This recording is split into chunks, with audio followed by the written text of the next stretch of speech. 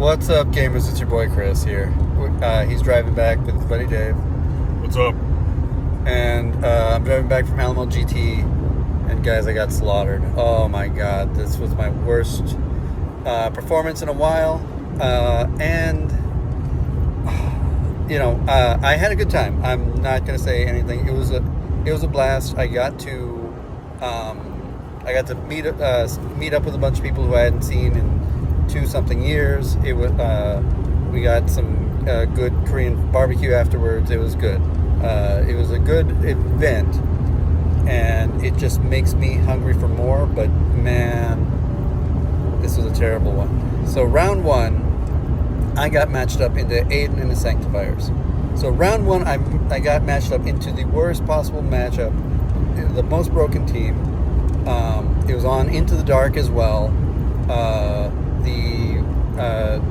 The board, it was the LVO ITD map, so there wasn't a lot of shooting lanes, right?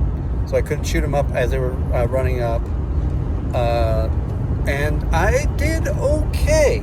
I didn't score great, right? But again, Aiden had a low scoring tournament run, and I kept him from his perfect game. So that is a win.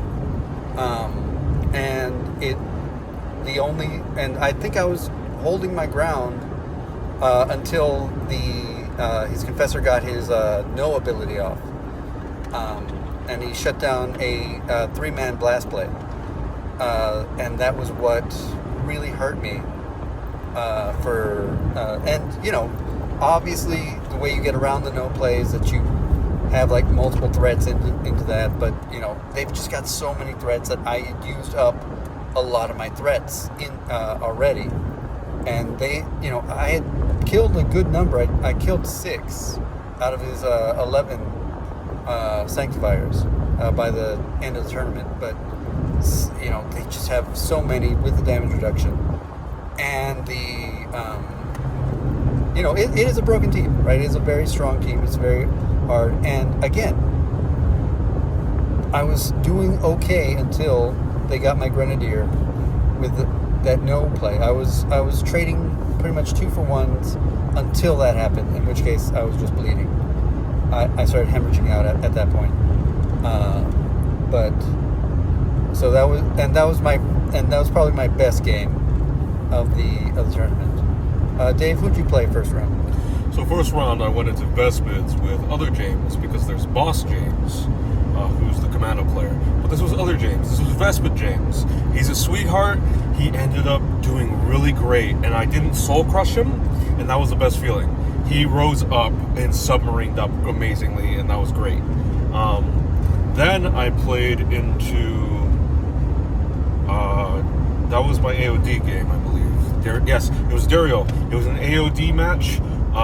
Chris and I workshopped what we should do, the plan to go, and I executed it perfectly. And I looked across at him, and I was like, violence? And he said, violence. And he pulled the trigger first, which is what I wanted. And I counterpunched him. I just knew our stats better, and I knew what trades to make. And it was a wonderful game, but it was legitimately, I was the better AOD pilot, but he had fun, and he told me as such. He enjoyed it a lot. Third game was into Superstar Aiden with the Sanctifiers, and I ended an 18-game win streak for him. I was aggressive. I pushed it up. Not the chapter tactic. My chapter tactics, by the way, were mobile and duelist. Duelist was my primary, mobile was secondary. Mobile changed. When it didn't come up, it always gave me that little prompt of, you could do it, but I had set up a counter charge instead, so I had 2 avenues. I was like, do I feel this counter charge isn't worth it? I'll fly back and shoot. Also, to anyone, I'll set that preference. I won into Sanctifiers with a Assault Intercessor Sergeant with a Hand Flamer and a Thunder Hammer, solely because the tables around me told me to beat the Sanctifiers as thoroughly as I could. They used some colorful language, and I responded with their colorful language of, then I'll do it. And I used the Thunder Hammer.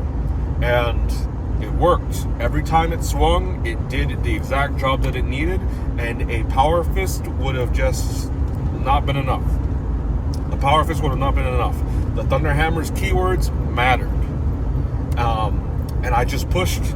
I was aggressive, and I took the ground, and I just forced him to give up stuff. Now, which map was that?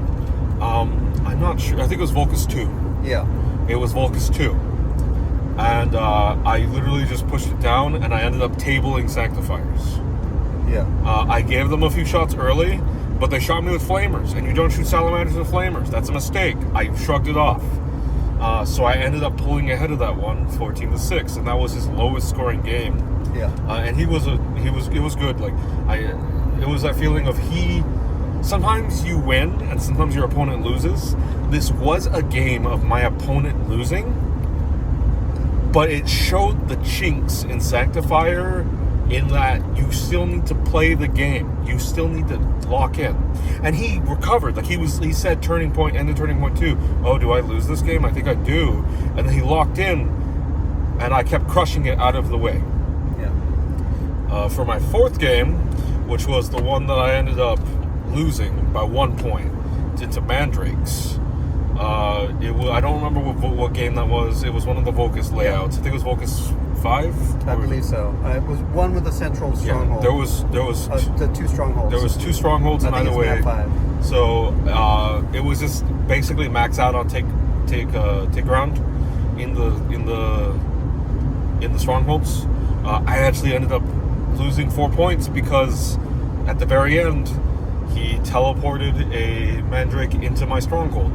And the problem that happened there was I kept him on his stronghold fighting and not surveilling for the first 2 turning points because we were hatchway fighting. I was like, you're going to fight first anyway, so I'm going to stab into that doorway. And he stabbed out, and I kept trading. I traded 2 Marines for 1 guy and stuff like that, and it was good.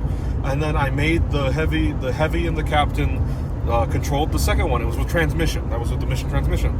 So I was like, hold 1, hold more, with the action. And I think the thing that finally got it was he had more guys for my kill grade to be less than his, and my heavy intercessor guy stuck around the middle board too long.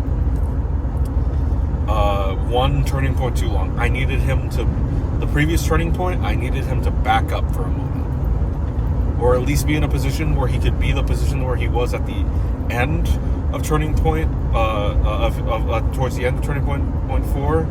Where he could counteract to get into full cover, or get back into the stronghold. And any heavy haters, a 7-inch wound and a 7-inch move, 18 wound Marine is fantastic. Because all you need is those 5 meaty shots. Anyway, but yeah, he ended up barely swinging it out. He got the +1 from the kill op, which is probably what rose it up, and he got 1 more for his tac op, which could have swung with his crit op. I think he only got 4, so it wouldn't have knocked him down if I kept him back to the 3 on the surveil. But it was super close. And the internal message that I've come afterwards is like, I think this was the good death emotion. I'm good enough to make it to Worlds to earn the golden ticket. I don't think I'm ready, and I don't want to go to Worlds yet. Yeah. So I came in, and my goal was to play, to get out of my cage, and make a name for myself. And all of my opponents remembered me. All of my opponents broke verbal or little bread with me afterwards, and everyone talked about the TO shadowed my table, not because he was checking for a thing, but because after the first round he was like, this guy plays fun, I want to watch. So it was great. It felt good.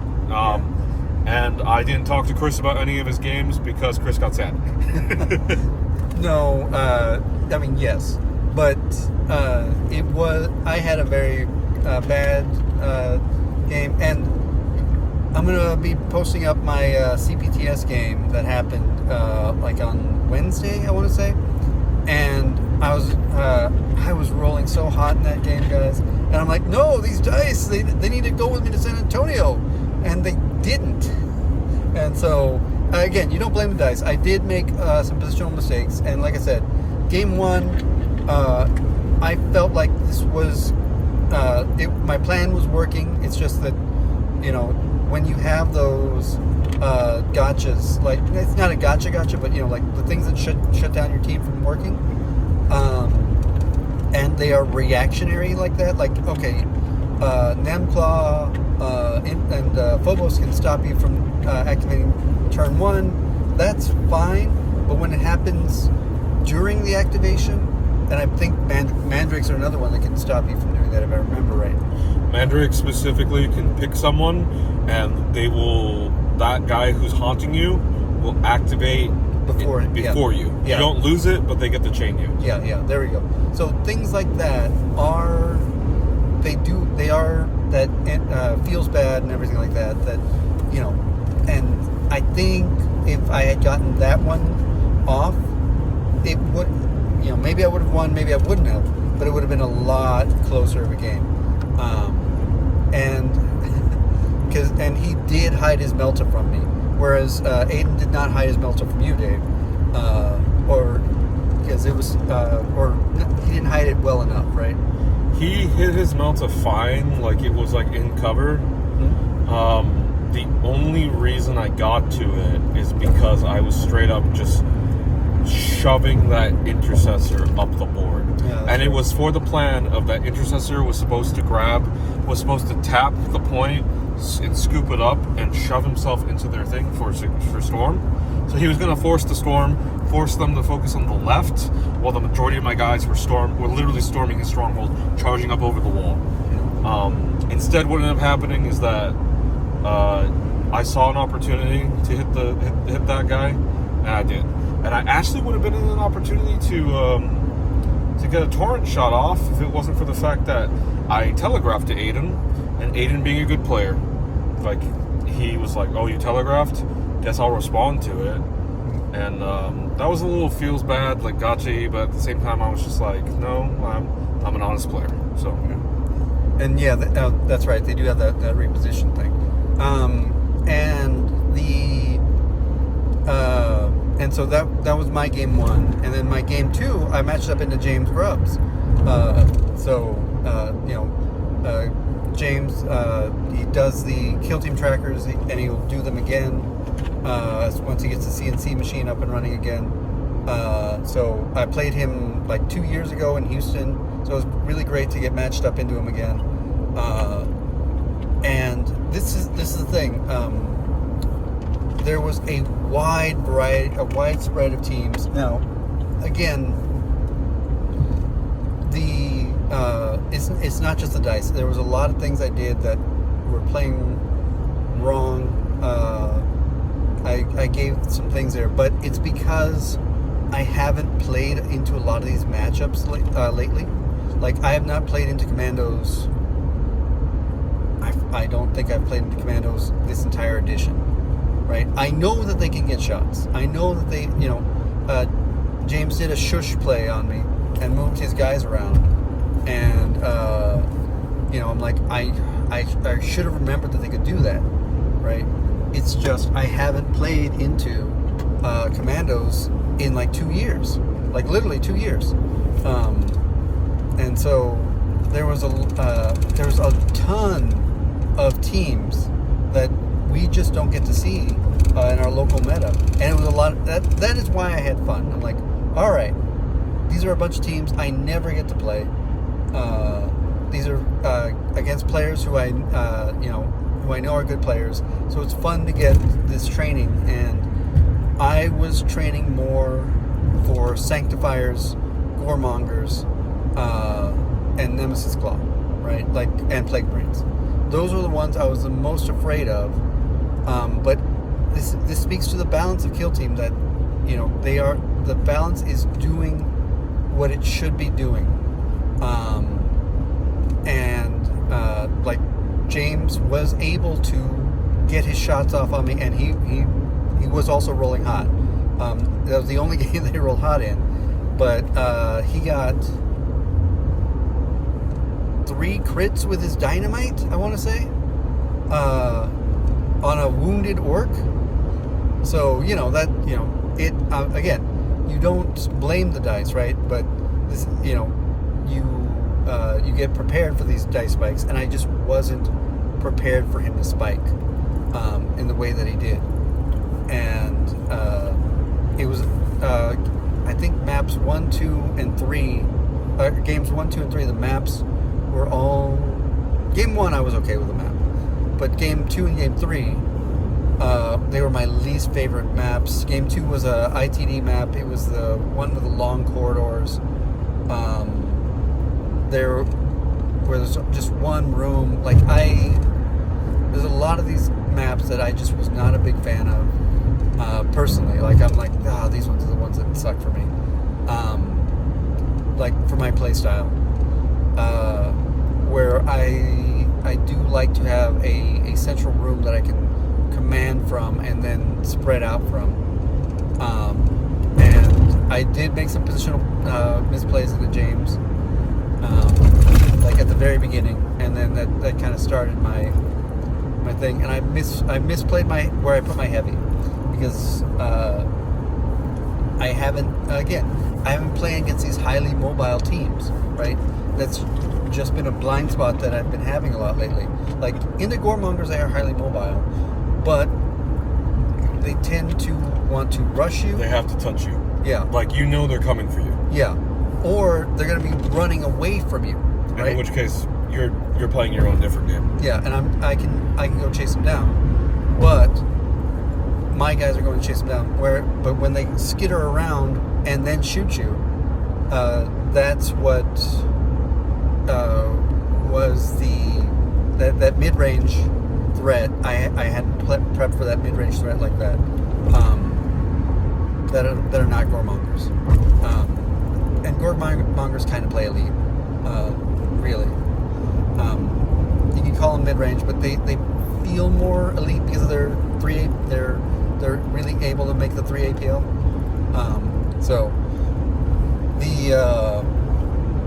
So I hadn't prepped for checking those sight lines, checking those things, and and commandos hurt when they spike. They almost all their guns have five dice are thrown at you, and when they throw 5 dice at you, they throw that's a lot of saves that you're not going to make. And so that's what happened with that one. And then my third game, I played into a Phobos player, and my God, that guy could not roll below a 3. The only time he rolled 2s was on his marksman, who hit on 2s. Right? I don't think I saw. The only time I saw 1s were when he had balanced rerolls. Right? And again, I'm not saying that the dice. I'm not blaming the dice for what made me lose, right? I just didn't give myself the space to deal with those dice. And on that game, I feel like the table got bumped, and the objective got moved closer to where he could steal it with a reaver. It just kind of moved up slightly, and this is the part of the problem with physical terrain, is that you bump it a lot. Which is why for my events I always sticky tack it down, just to help mitigate that, because I hate that feeling of where was this, and I don't want to remeasure where all the objectives are and everything like that. Once they're there, and then you stop worrying about them, right? And I think on that map, I'll measure it out on mine when we get home on Volcus, and see where that objective was supposed to be, but when I put it down originally, it didn't look like you could touch it. A 32mm could not fit into the crevices from the outside, on that side, just by the way it looks. And from the games I've played on, and maybe it's because I've played too much on TTS, where the colliders make it that you can't touch it, right? So there's that physical element that is there that I was lacking, and there's a lot of these little things that I did wrong that I was not expecting, that I should have been expecting. A lot of these things were just going on that I'm like, yeah, that happened. Like I said, the table getting bumped and these things being moved to where I'm like, I should have checked that before I did things, right? And it was, I am frustrated with myself, but I still had fun. Because it's good to do that, because I know I'm a better player than this, and that just means I have to go to another event now. I have to find another event to go to. I know there's the Lone Star Open in Dallas in August. I'll see what happens with that. Dave, do you know anybody in Dallas? One of my good friends' brothers lives there. It's not a good spot, but it's info, Yeah. and a friend might be willing to go talk with us. Yeah, I'm joking, but I'll start looking into saving up for that trip. Dallas is just so long. It is. It is that drive. It is literally the fact that it adds 2 days to to the trip. And it's the thing where it's maybe we can workshop having a second driver. I didn't offer, but at the same time I would be comfortable driving if given the opportunity. Okay. But yeah, we can definitely workshop the you drive, I sleep, you sleep, I drive. Yeah. And that would actually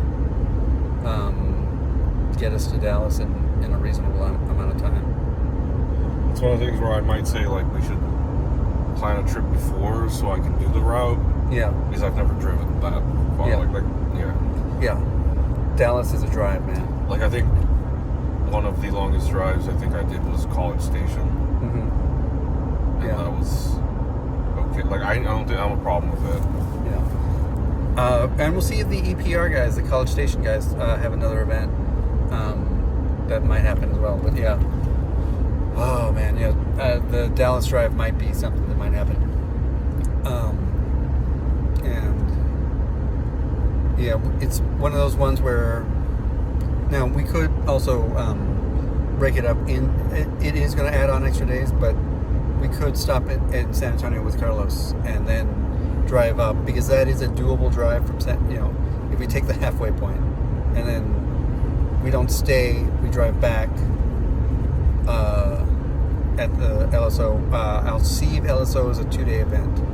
I gotta look into it. I think that also just alleviates a lot of stress, because it's then we make a trip to San Antonio, we chill, we go out, and then we drive. It's good. Yeah.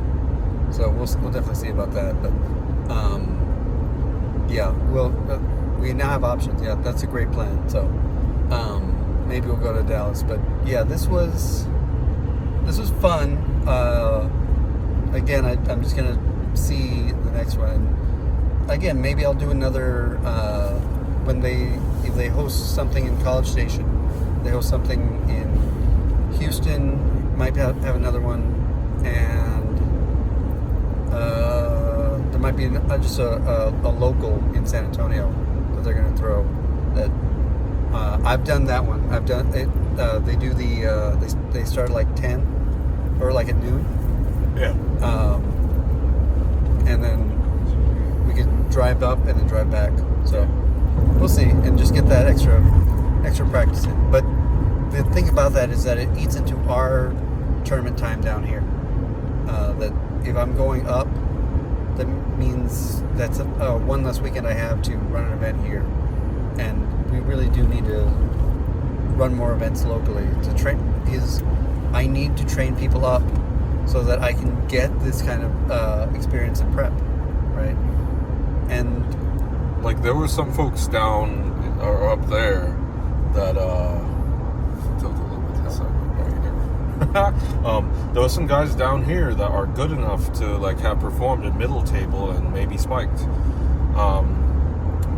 and it's important to play against people that are at that level where you're going, because Chris his games they went poorly, but Chris knows what to do now and he knows he's a better player.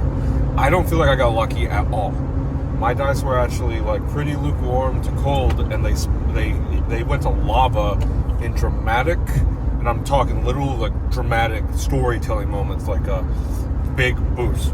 But what I'm saying with that is I scored 17-17, 14-14. That's like right in the middle of like I scored well. And when someone scores over 18 points, it was a smash. There was a skill mismatch, or there was a horrible misplay that like shouldn't have happened. Like something happened. But when I was like, all right, I'm scoring like 17, and my opponent scored 11, that means that I respected them enough. You know, they got some fights in. Like Kill Team, like it was a thing of I got my points in, I denied, and that's how you win against opponents that you're respecting. Yeah. And it was like, again, I look at mine. I don't think I got lucky. I don't think this was beginner luck. I don't think there was anything. It was good. But like looking into Chris, it's like I don't think he got unlucky all the time. But I think there was a lot of instances that like he knows what he needs to affect that he could control, and he knows that there was factors he couldn't control that added to it. Yeah. And that's what helps make you a better person. Is when the stuff you can't control happens, you do what you can. Yeah. And part of the reason we do want to train people up is in October there's supposed to be a team tournament, and so that is supposed to be going on at that time. And oh my God, yeah, I would love to do that. And yeah, but anyways, guys, I think that's about it. Dave, do you have any other thoughts? Thunderhammer Hand Flamer. Anyways, guys, I'll see you next time. Run to heavy! I'll see you next time. Hasta la pasta.